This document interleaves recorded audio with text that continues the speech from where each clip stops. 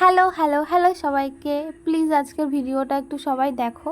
আমি একটা গল্প বলছি তোমাদেরকে। এটা গল্প না, এটা সত্যি একটা ঘটনা। কিছুদিন আগে যখন বৃষ্টি হচ্ছিল না সারা দিন রাত, তো ওই টাইমের এই ঘটনাটা।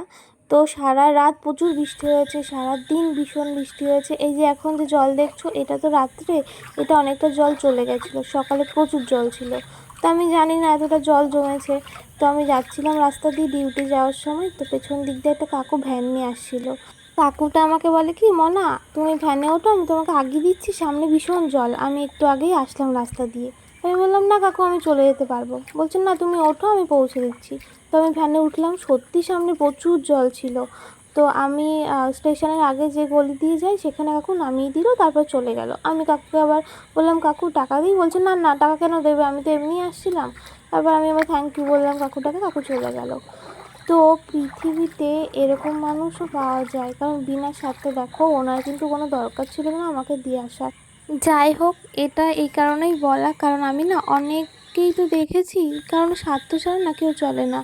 তো ওই কাকুটার কিন্তু কোনো স্বার্থ ছিল না। আর ভগবান কাকুটাকে খুব ভালো রাখুক, ভীষণ ভালো রাখুক, এটাই শুধু আমার চাওয়া।